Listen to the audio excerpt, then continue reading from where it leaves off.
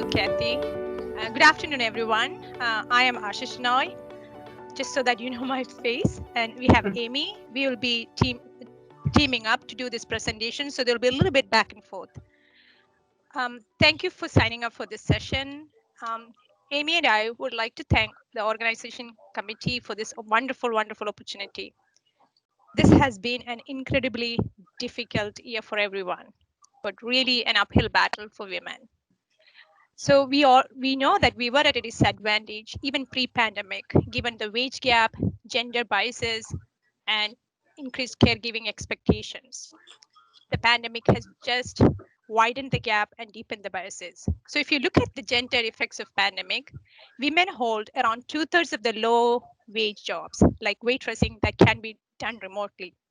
So it happens that women are being laid off at twice the rate compared to men, sorry. And if 2008 recession data is any guidance, it is estimated that it's going to take 2 to 2.5 years for women to be rehired compared to men, taking 1 year. This year, the disproportionate increase in uncompensated care load, what I'm talking about is home care, tutoring the kids, elderly care, has all placed a lot of strain on women. In addition, many are dealing with career transitions and career pauses. A global survey recently done, I think it was the middle of this pandemic, found that nearly 7 out of 10, so that's 70% women, are expecting negative shifts in their routine and career slowdown as a result of the pandemic. So that's very distressing. I think someone needs to mute. I can't figure out who it is. So if you can go ahead and mute, that would be helpful. Sorry. Okay. So to be clear, pandemic is not the sole cause for all the gender-related issues, but this pandemic has definitely compounded the inequalities that women face. So it's estimated that the pandemic will likely set our career progress by 10 years. So needless to say that the strain and anxiety this year has been unprecedented and the wellness is all-time low. Many of us are feeling tapped out and burned out. So as we are approaching the end of this year and hopefully the beginning of the end of the pandemic, I just saw the picture of the first vaccine recipient today. So that's exciting. So we wanted to share with you some strategies that helped us and several other women navigate this difficult time. Just a disclosure. So Amy and I were talking about this topic and we were discussing and we wanted to make sure that we acknowledged that major contributor to wellness is work environment and related factors like autonomy, work culture, flexibility, etc. But today's presentation, we are focusing on the personal strategies that can be useful to navigate the wellness wheel while advocating for a better working or learning environment. For this particular talk, we asked several successful and resilient women that we know to share the strategies that have helped boost their wellness. We also reflected on our own journey and some of the work we have done. And we also combed the literature looking for evidence to support these particular themes that we're going to discuss. So the different themes that emerged, we incorporated into framework and we're calling it Resilient Women. This is not specific for women because this is a women's conference. We just thought that this would stick. In fact, Amy and I are trying out some of these themes like time management on our teenage kids. We'll be discussing the various themes as well as the supporting evidence throughout. Our hope is that you will at least pick one of these strategies and try and incorporate in your daily life. One request that Amy and I have is if you can share what has helped you get through this year in the chat box, it will be awesome. Because our goal is to learn from this incredible group. I think we have around 43 of us in this group. We'll be monitoring the chat and we'll be sharing the chat as well. We are more than happy to share the presentation if anybody's interested. This is being recorded, but the slides we can share as well. So just email us. With that introduction, I'm going to hand over to Amy to go over the next couple of slides. Well, good afternoon. My name is Amy DiLorenzo. I'm so happy to be here with you this afternoon. And thank you for spending your limited amount of time with us. We really appreciate it. So during this presentation, we're going to discuss and reflect on multiple components of individual wellness with a focus on resilience during these very unusual times. We'll review some of the evidence for incorporating specific wellness strategies And we'll identify personal wellness strengths, maybe some opportunities for improvement, and some strategies for success in maintaining work-life harmony. I think that's probably all of our ultimate goal. So next slide, please.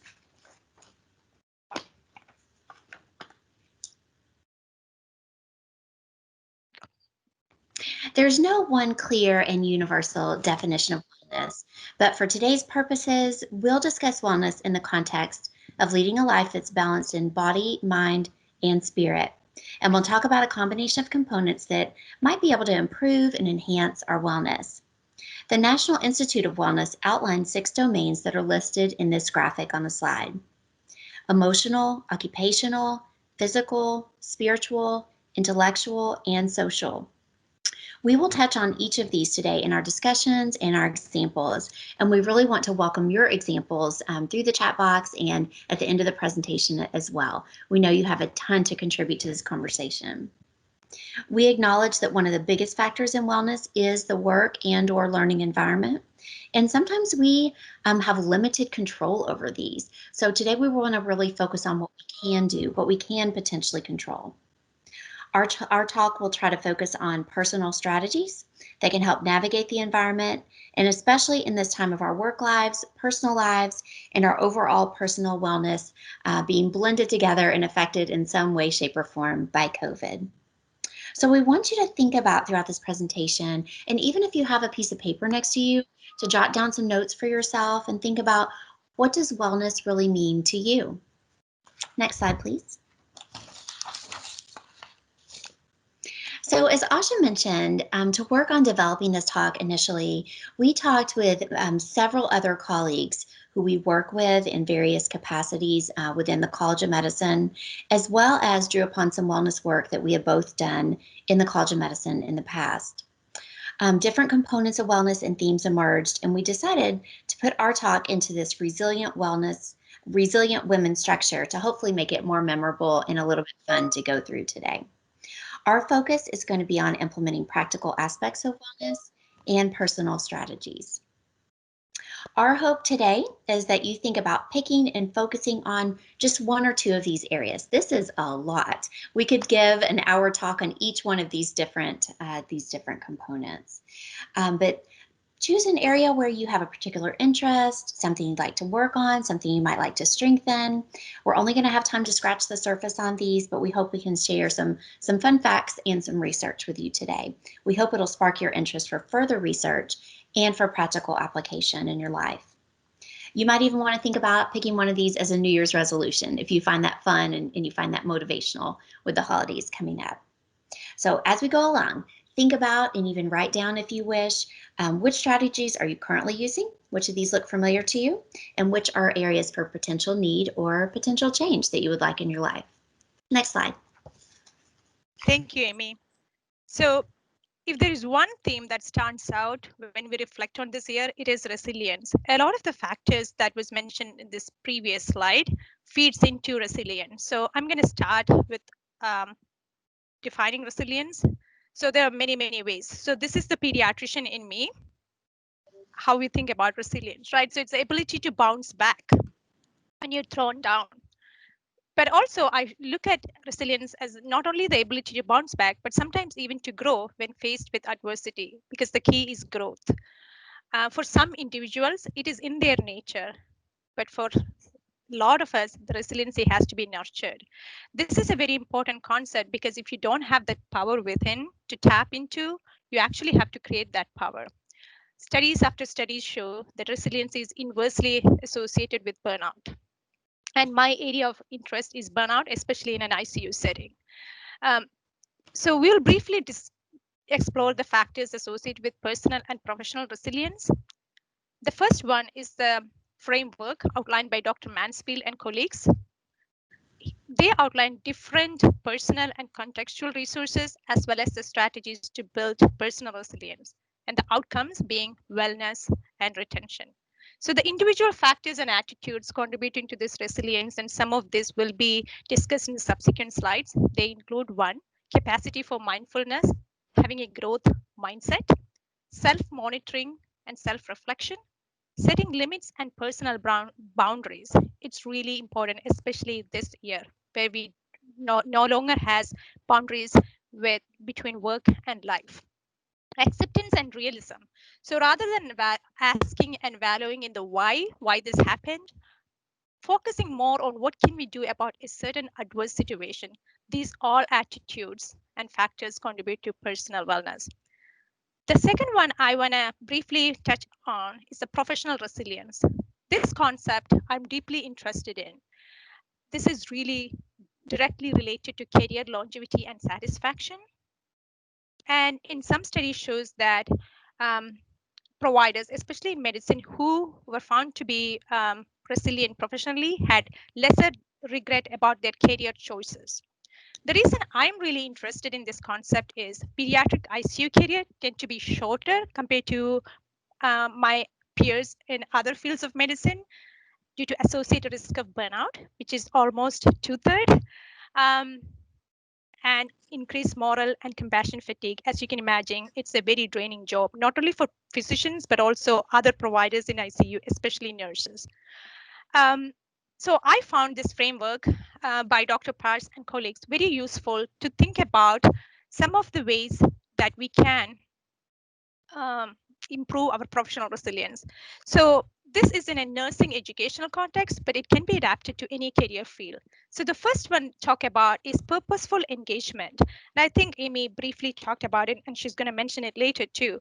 Even though our tendency is to disengage when we feel tapped out, evidence shows that even brief active engagement with students or colleagues or your mentees can help decrease burnout. So being intentional about scheduling those would really help with professional resilience. The second one is exploring the personal meanings. So, what aspect of my work provide me meaning? So, again, Amy has a slide on meaning at work. So, I'm not going to elaborate it, but there is a study out of Mayo Clinic that was done by Dr. Shanafelt et al., who looked at physicians who spend at least 20% of their day in what they considered meaningful work. And they looked at the rate of burnout.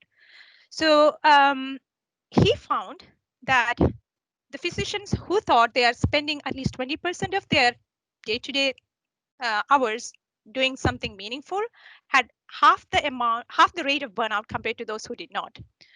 So the key take-home point here is to make sure that we define what is meaningful work, what does meaningful work means to us, and being deliberate about carving that into our routine is going to boost our professional resilience. The third one is the philosophy of caring. So this is a less explored concept, but this is a statement that either you write down or it's in your mind that outlines our values, ethics, and beliefs. So for example, if you have different roles, you may have different philosophies of caring. For me, in my ICU role, it may look like something like, oh, I want to provide the best patient-centered, empathetic care to every child and family that I encounter. Whereas in my educational role, it can sound something like, I want to be a strong mentor who inspires and support my mentees throughout their career and grow with them. The reason why we need this is this anchors us. So there are difficult stretches, like I experienced different months, different periods, especially this year, that I did not want to do anything with my mentees, sometimes even with my family. But like knowing why I'm doing this and having that philosophy of caring helps you anchor yourself. The more specific your philosophy of caring, the better it is. The last one that they're talking about is creating strong professional identities. So the concept of professional identity, so that is the ability to articulate the public duties of your profession. For example, what I do as a pediatric intensivist, and also integrate them with your personal value framework and why you do it. So this is a very active and deliberate process. I think of it as a kind of developing a true and honest elevator pitch that captures the essence of your personal and moral values. So, and it may change over time.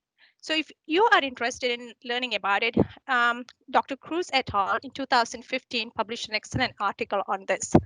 So, I encourage you to read that, and it's a great article on professional identity formation.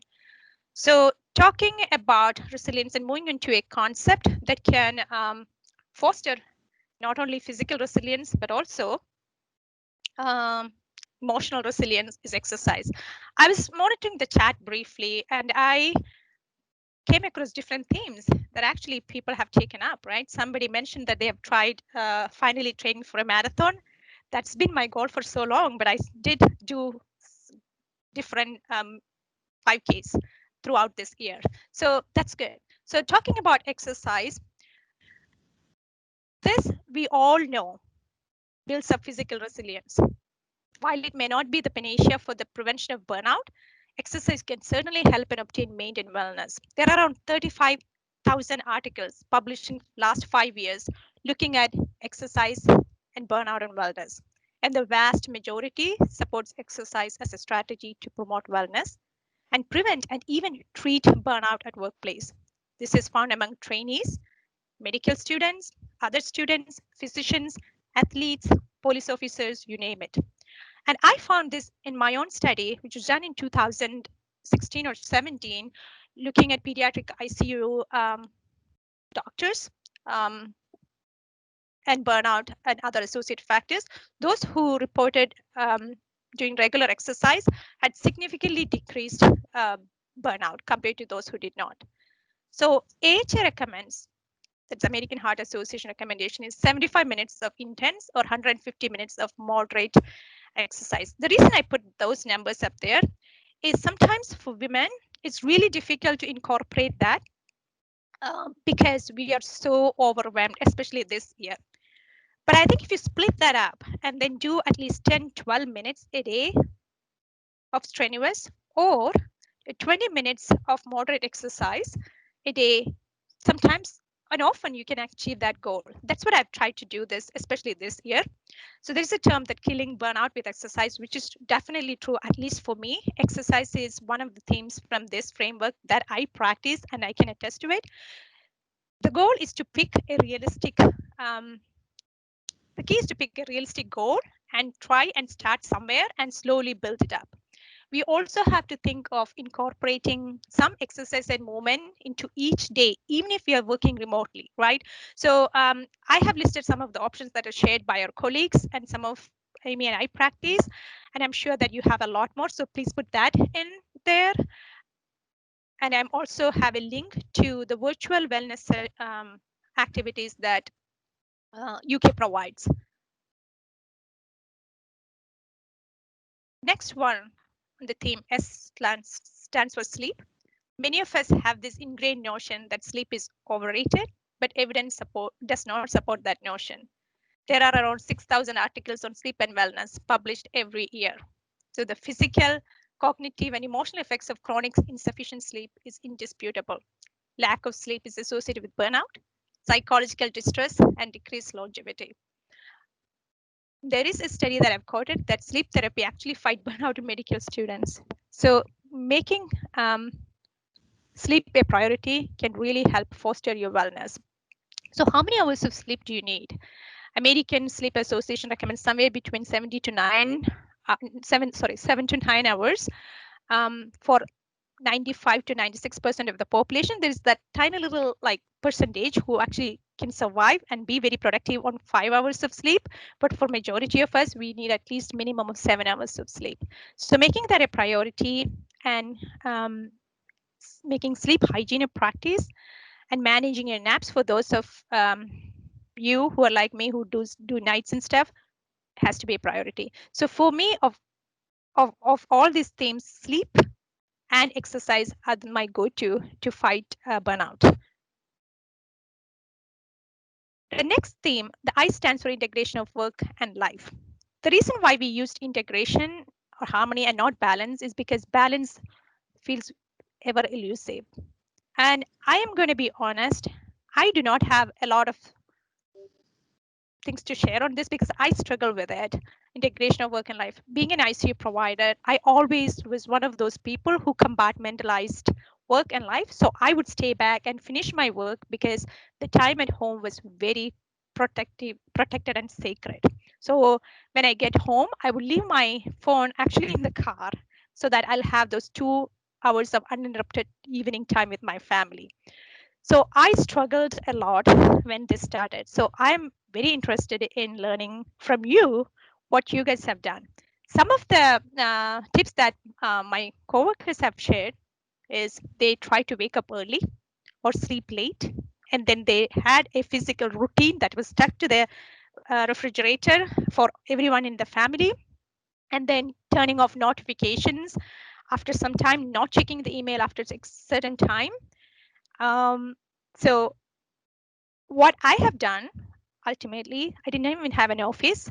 So I think it was in May that I finally set up an office, and I physically go to the basement because I had to physically go somewhere because I needed that physical distancing, um, and then work there around what till my work is done around 5 p.m. or something on days that I'm not working clinically, and then come up. But I would leave my phone and my computer downstairs so that at least I can have some mental break, because I found myself constantly checking my emails, constantly doing stuff because I didn't have anything to do. We didn't have anything to anywhere to travel. We didn't have anywhere to take my daughter to. And before that was I was chaperoning my teenage kid everywhere within the state and outside the state. So and also physically leaving the computer and stuff downstairs. If I have to work, I had to go downstairs and do it.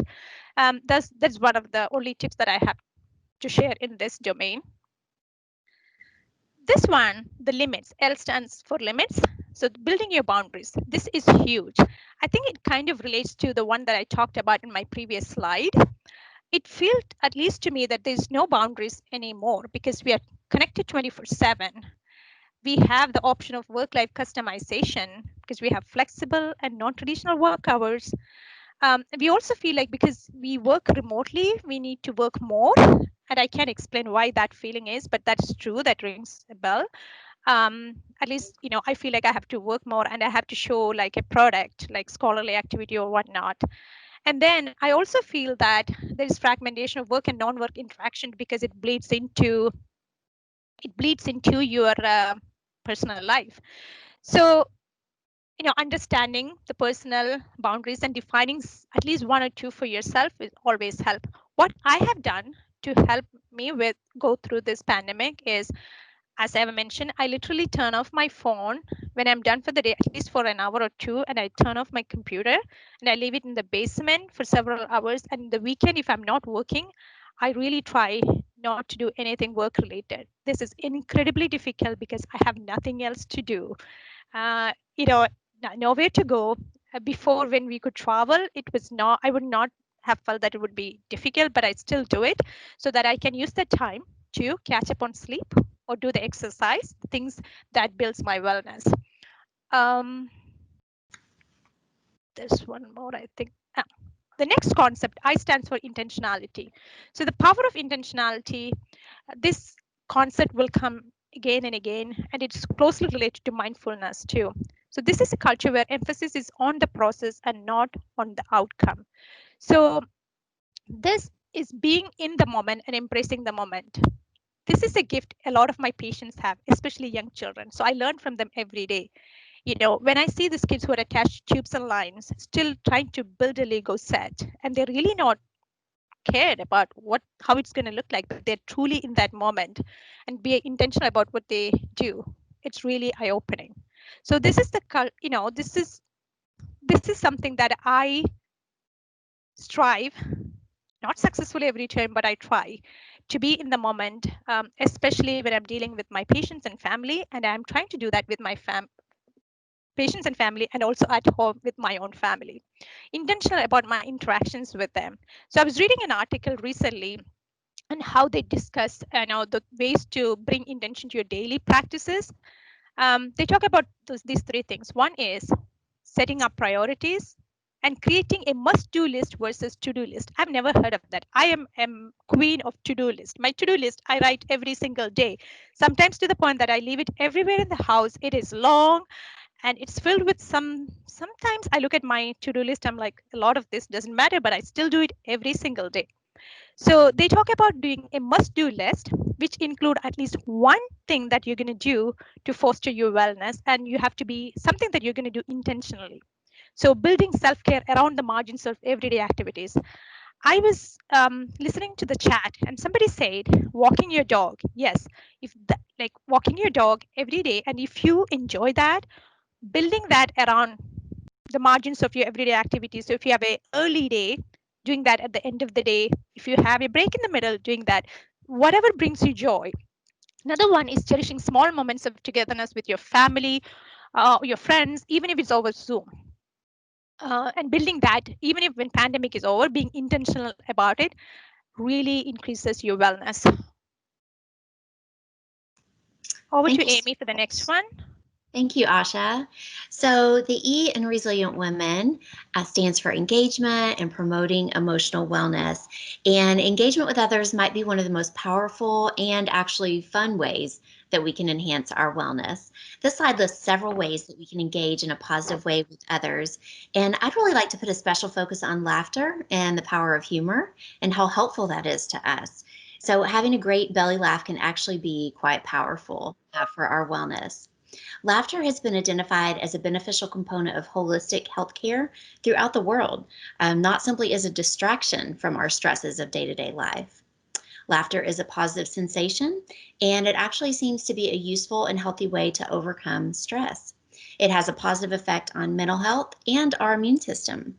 A study of older men and women in Japan confirmed that those who tend to laugh more actually have a lower risk of major cardiovascular illness.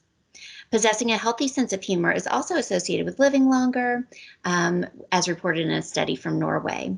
And the correlation appears to be even stronger for women than for men. Have you laughed today? Was it with someone else or just by yourself, thinking about something or seeing something that made you laugh? I'd like to encourage you to think about somebody right now who always makes you laugh, somebody who always makes you smile, somebody you have fun with. Whenever you see them, you always have a good laugh. And if you want to, put that person's name in the chat or write it down on the piece of paper next to you. And I guarantee you, I bet you are smiling just thinking about that person. And what a good thing for us to do. Next slide, please. So yeah, briefly, the N stands for one of the N stands for navigating the career. As I've alluded to before, this has been incredibly difficult for women to navigate the career, especially this year. And as I mentioned, it is estimated that this pandemic is going to set our careers back by as much as 10 years. That is very distressing. So in a world where we already started not on a fair ground, right? So we already have unbalanced care work, even among highly educated couples. So in US, women spend as twice as much time on housework and childcare compared to men. So I was listening to this recent HBR podcast where they say that men has helped with housework, but not so much as childcare this year. So they are trying to pitch in, but they still the childcare predominantly falls back on you know mothers or the women in the household. Even in gender egalitarian countries of Northern Europe, women still do almost two-thirds of the unpaid work. So, as I mentioned, this increased burden fueled by the pandemic is disproportionately shouldered by women.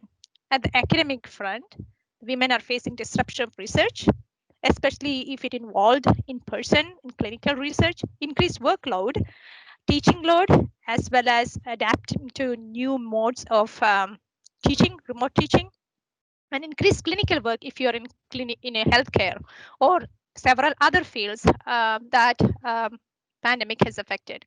The productivity and scientific output of female academics are disproportionately affected. There was a recent Lancet article came out this year. It showed that the productivity of women, where they define productivity as the first or last authorship, has decreased by 33% this year. So you have to think about this in the context. So pre-pandemic, the NEGM study that came out in November looked at over a 35-year period, this is in physicians.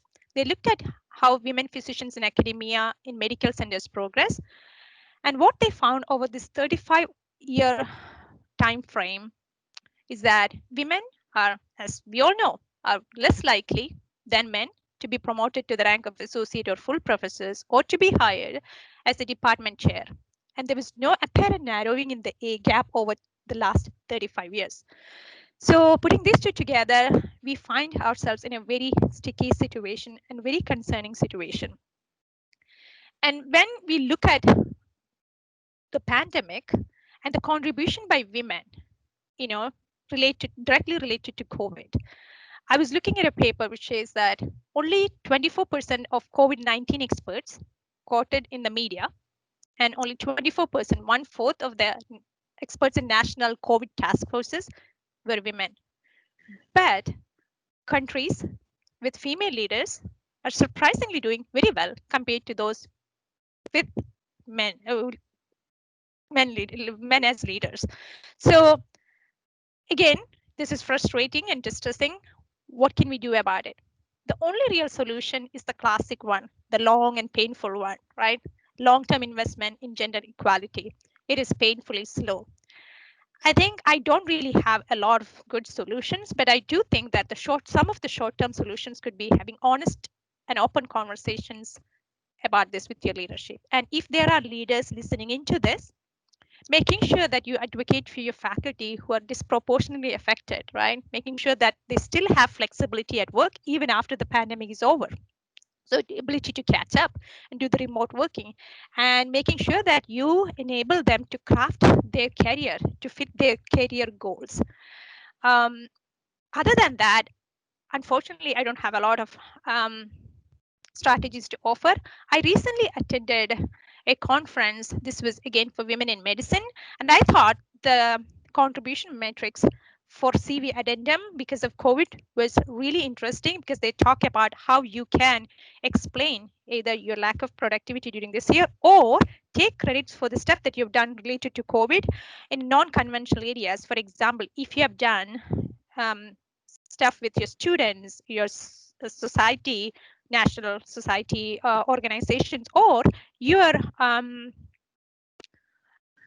your local contribution, how you can list that under the traditional CV. I'm not going to discuss it further, but I'm definitely going to share this uh, with participants who are interested. I'll share the slides. The next one is on Amy. And this Great. is the one we have tried on our both our kids are in their sophomore, her son and my daughter. So we have tried and it's actually working really good, at least for me. Definitely. So time management, T in resilient, we made stand for time management. And we all know that as busy women, we have multiple demands on our time all day, every day. And short and long-term goal setting, priority setting, and organization can help us make the most of the limited time we have. We know that, right? But finding some specific strategies to help us do that can be very useful. So there's several different, very useful ways that we can think about time management to help us prioritize and plan our tasks. Covey's classic time management matrix at the top right of the slide encourages us to think about our tasks in regards to the urgency and the importance of each task. So Covey's method teaches us that all tasks can be divided into the following quadrants: the quadrant of necessity, which is both urgent and important; the quadrant of quality and personal leadership, which is not urgent but highly important to our careers, to our personal lives, to our overall wellness. There's the quadrant of deception, which is urgent, generally urgent things that other people want us to do, but not necessarily as important in the long term. And finally, the quadrant of waste, which is both not as important and not as urgent. And at some point, probably in any given day or any given week, we're going to engage with all of these quadrants, but we're encouraged to mindfully choose to spend the majority of our time, our quality time, in those upper two important quadrants. Gordon and colleagues, in their article on Recapturing Time, a Practical Approach for Physicians, outlines tasks from large to small, as you can see here in the lower table. The larger tasks, such as writing manuscripts or working on new proposals, they not only require more time, but also concentration. So it's best to plan those around your most alert and productive and engaged times of the day. For me, that is very early morning. I'm an early morning person. I got up to work today at 4.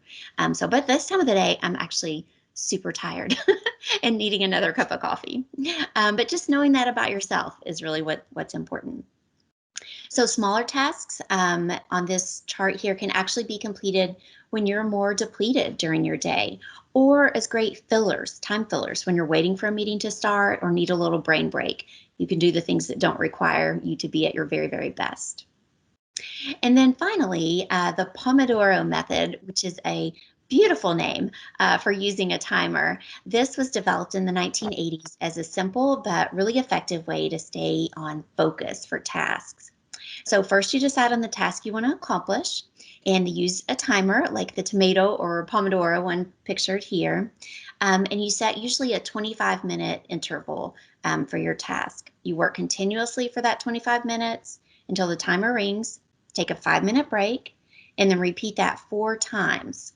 After that, give yourself a break, a longer break, and treat yourself with a 15 or 20-minute break afterwards. And you'll be amazed how much you can really accomplish. And this is a strategy that Asha and I have both implemented with our sophomores this year and staying on task with their online work. And I find that it helps me when I have a lot of desk work and writing and things to do at my desk as well. So I encourage you to give it a try.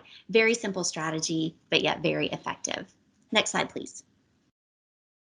So the W for Resilient Woman is we have that stand for work crafting. And this is an awesome concept. And I wish we had more time to talk about it. But as Asha mentioned, finding meaning in your work, no matter what your work is, and I wish we could talk to every single one of you and talk about your job and how you find meaning in your work.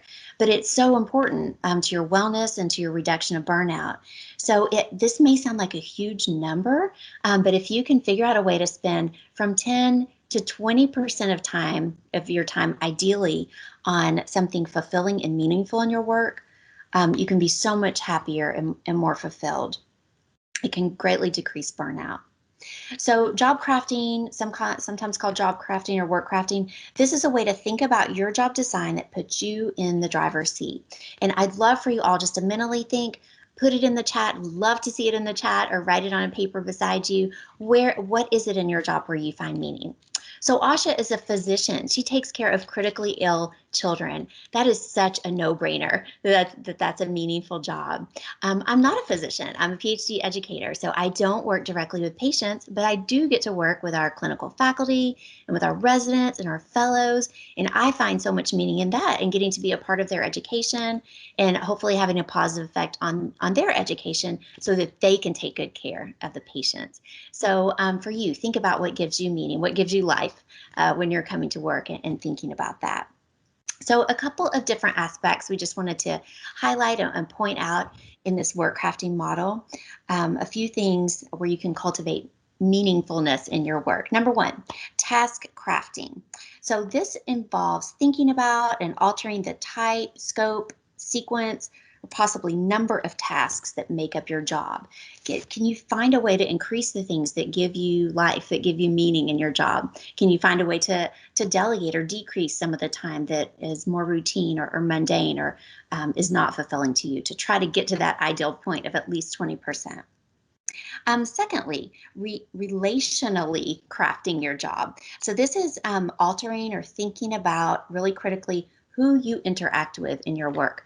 Who are the people that that are motivating to you? Who are the positive people in your work life? Who are the people that that believe in you, that help you be creative, that are encouraging to you, and trying to spend time and develop those relationships? And then finally, cognitive crafting. So this is interesting, where you modify actually the way you interpret the tasks or the work that you're doing, and thinking about how it may not be a direct effect of, literally taking care of a critically ill child, but what are the ways that you can think about your work tasks to find that meaning and fulfillment for you? Next slide, please. Hey, Amy, before we move on to this, so I want to share something real quick about work crafting. So one of my mentors did this. So she color coded, and then pink was her favorite color. So all the meaningful work, on her Outlook, she would coded pink. And she used to tell me, Asha, I really need to see some pink every single freaking day. This is the exact sentence. So I thought that was really helpful. So she said, when I open it up and look at my week, I have something to look forward to every day, even if it's only a little bit fraction of my time, because she had an educational and leadership role also. So I thought that was interesting. I love that. Thank you for sharing that. I think that having that visual representation of Yeah. what's meaningful in your day, that could be really helpful. Great example. So the O in women stands for opening up to a support system. And the way we are interacting with our support system may look really different today than it did 9 or 10 months ago. This might have been very disrupted by our lack of being able to get together in our typical social ways. But we want to emphasize how important it is to recraft or refigure out how to still put that into our day-to-day life and having strong support system. We know that there are health benefits, wellness benefits to having a strong support system. So increased longevity, stronger immunity, lowering our rates of anxiety and depression and burnout, while increasing our self-esteem and our empathy for others. I mean, the benefits go on and on. We can better regulate our emotions, have more stability in our emotions. And just the social connectedness creates a positive feedback loop for our social, our emotional, our physical, our health, our well-being. So I encourage you to think about, what are you doing to stay socially connected during this day and age? So I've had Zoom meetings with, or not meetings exactly, but more like Zoom happy hours or Zoom fun conversations with friends and family across the country. I have a group text chat with several of my neighbors, and we just send fun pictures and funny things and just things to brighten each other's day. But we would absolutely love to hear any and all other ideas that you have. So please put those in the chat and everyone can enjoy and learn from those. Actually, working on this presentation together was something that Asha and I did to socially connect. We have not been able to physically see each other in the hospital for a long time, but yet we made appointments with each other, put it on our calendar, and we always talked about, family and life and just what's going on, and always socially connected before working on our presentation together. So that was new, to think about doing a work presentation as a way to socially connect. So we'd encourage you to share your ideas as well. Next slide, please. Yeah, thank you, Amy. Yeah, it was incredibly helpful, at least for me, because by December, I usually feel tapped out even without pandemic. So working on this presentation and has really helped. Amy is a great listener. So I just sometimes went to her for the first 5-10 minutes of our presentation, and sometimes she does the same. So this has been really, really helpful, and I've really enjoyed coming up with this framework and working on it. So it didn't feel like, oh, we have to prepare a presentation, and we did it during day, like we put in our schedule, so we never met after hours. So we met over like six meetings, an hour each. The first one we divided topics and just worked on different themes, and it was really effective. So we didn't have to tap into our personal time or off time. So this was incredibly helpful. So one of the concepts, M, stands for mindfulness. This is really linked to resilience. Again, lots of studies on mindfulness, resilience, and burnout, how mindfulness can actually reduce burnout and also foster resilience. The mindfulness essentially is not being in autopilot, but being fully present and attentive in the moment. So as I mentioned before, being intentional in everyday activities is key for mindfulness. There are two types: formal and informal mindfulness. Formal mindfulness is the actual practice of meditation. Um, the evidence shows that mindfulness based stress reduction has been highly effective in stress reduction and preventing and decreasing burnout. Again, like I said, around 6 to 7 thousand articles every year on this field across different career fields. But not everyone has the time or opportunity to have formal training on mindfulness or meditation, and we can be mindful every single second of our time. So what do we do about it? How much mindfulness do you need? It seems like in busy life, even brief moments of mindfulness can help, as brief as 1 minute. One of the techniques that I've outlined here is called 3 Ps and stop. This is very popular in critical care field. So the one technique I use every single day, and I'm pretty sure that I'm going to use it tonight. I'm on call, right? It's called stop, where before entering a room and breaking a bad news, which unfortunately I have to do more often than I would like, I literally stop and pause for a moment as I'm washing my hands to enter the room, take a deep breath, and observe my specific thoughts. And most of the time, those thoughts can be like, this is a really bad situation and I feel uncomfortable, but just labeling the thoughts itself helps me to proceed with more awareness. It helps me to be fully present with the parent, even during uncomfortable situations. So I would recommend to you to pick an activity. It doesn't have to be stop. It can be something that you can turn off the negative talking and the mind, the recurrent thoughts in your mind, so you can be fully present. Some people advocate doing a 1 minute meditation or like an activity. It could be walking, it could be mindfully drinking your coffee. And I do that every single day in the morning, coffee time, 5 to 10 minutes. I don't do anything else. That is I'm fully present and mindful. There are several apps for mindfulness practices also that I've outlined. And the link that I have put it here is UK is providing, I think it's a winter course, 2-week course on mindfulness training for those of you who are interested in exploring this further. Right. The E in women is for encouraging and helping others. So, how does helping others actually help ourselves?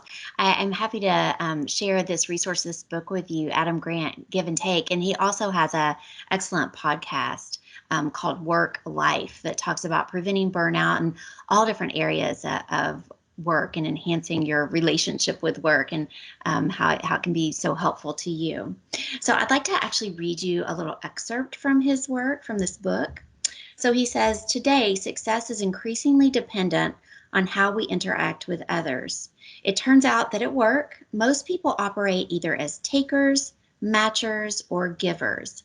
Whereas takers strive to get as much as possible from others, and matchers aim to trade evenly, givers are the rare breed of people who contribute to others without expecting anything in return. And I bet you can think of each of those categories of people in your life and in your work life. And it's wonderful to think about those givers. So Adam Grant, he's a professor at the Wharton School, and he actually shows that these styles, the giving style, has a surprising impact on success in the business world. Although some givers do get exploited, taken advantage of, a little bit burned out, the majority receive extraordinary results across a wide range of industries. And I wanted to give you a brief example from my work life in the anesthesiology department. We started a wellness committee with the original thought to support the wellness of our anesthesia faculty and our residents. And we thought about doing happy hours and social things and go do painting with a twist and all these fun things to support wellness and social connectedness. But as it turned out, the very best thing we did is create a philanthropy mission with our wellness committee. And so we routinely plan ways to give back to the community. For example, going as a group, taking our brand new residents in July, and they cook together at the Ronald McDonald House. So they work all day in the hospital, taking care of patients, and then going and continuing to serve and being servant leaders. And not only are they getting that positive feeling from giving back to the community in a selfless way, it's also helping them bond and create those positive memories with each other. So thinking about being givers, being encouraging, and helping each other. Next slide, please. So here we go. The final letter, we have come to it. The N in women is for negotiation and navigating conflict. So obviously this could be a whole presentation in and of itself. A few key things I would like to share with you. So conflict management, top 5 things to think about. Number 1, conflict in our life, in our work life, is inevitable. It's going to happen. It happens routinely, big and small conflicts. Number 2, one of the essential aspects of being a great leader is understanding how to manage conflicts and understanding our own response to conflict. Number 3, poorly managed conflict can lead us to frustration, low job satisfaction, high turnover, and in our healthcare world, actually patient safety issues and poor patient outcomes. So very serious effects of conflict. Number 4, the good side of the coin is that properly managed conflict actually results in better outcomes. We're more critical thinkers. We build stronger relationships through collaboration, and we can increase our job satisfaction. And number 5, which I think is the most encouraging and hopeful thing, is that really our response to conflict can be selected. Okay, so it can be productive and we can build those skills. So we have here on the slide just a graphic representation of the conflict management modes from the Thomas Kilmann inventory. And if you've never taken this inventory, it's quick and it's fun, and you see which conflict handling modes you gravitate to the most on this spectrum of more or less assertive, more or less cooperative, meeting your own needs, meeting others' needs. And you can see here competing being very high on the assertive side, but low on cooperation, and accommodating, for example, being extremely cooperative, but not at all assertive at times. And we won't go into that into any depth today, but I just wanted to put it out there as a resource for you to think about how you handle conflict, your styles, and other skills you might want to develop. Next slide, please. So we have gone through in a rapid fashion here each one of our resilient women components in this presentation today, and we hope that there's been one or two things that you've thought about that you'd like to focus on, things that you're already doing. I'm seeing some things pop up in the chat as far as podcast recommendations and other recommendations to implement in your life. And next slide, please, Asha. Our final request is called a commitment to action. And when Asha and I do workshops in person, back in those days, we would typically hand out note cards and have people write down their commitment to action, one thing that they plan to do or do differently as a result of our discussions. And we would love to, for you to write that down for yourself. We'd love for you to put it in the chat. What's one thing that you would like to do or do differently, or something you're going to read, or a podcast you might listen to, or a technique that you're going to try as a result of today's discussion. And I love this quote: commitment leads to action, and action brings your dream closer. And I think we're all continually trying to improve upon our actions and help us reach our dreams. With that, Asha, any closing thoughts? No, thank you. Thank you for sparing your time with us.